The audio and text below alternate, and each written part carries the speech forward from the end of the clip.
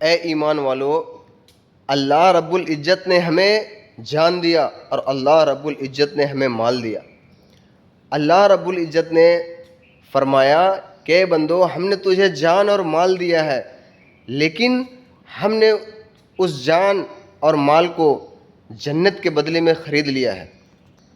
حالانکہ وہ جان تمہارے پاس ہے اور وہ مال تمہارے پاس ہے، اس مال کو خرچ بھی تم کرو گے اور اس جان یعنی زندگی کو بھی تم گزارو گے، لیکن سودا اس بات پر طے ہوا ہے کہ وہ جو ہم نے تم کو زندگی دی ہے، جان یعنی جو زندگی دی ہے، وہ میرے مرضی کے مطابق تم گزارو گے۔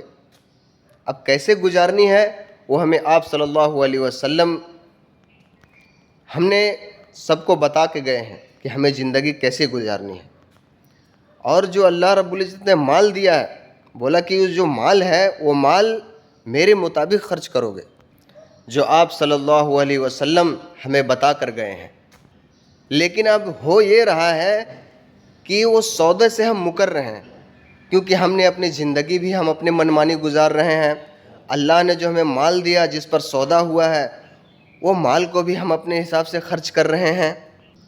تو اب ہوگا کیا کہ ہم تو اپنے سودے سے مکر رہے ہیں، تو اس سے ہمارا بہت بڑا نقصان ہے۔ اللہ کو کوئی فرق نہیں پڑے گا، اللہ کو کوئی فرق نہیں پڑے گا، اس میں ہمارا بہت بڑا نقصان ہے۔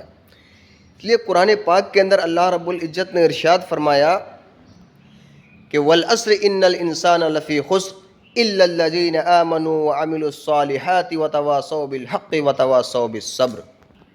اس میں ہمارا زندگی کا پورا خلاصہ ہے۔ ایک عالم دین یوں کہتے تھے کہ پورے قرآن کے اندر ایک ہی یہ صورت ہوتی تو ہمارے لیے کافی تھا۔ اس آیت کا خلاصہ یہ ہے کہ اللہ رب العزت یہ کہہ رہے ہیں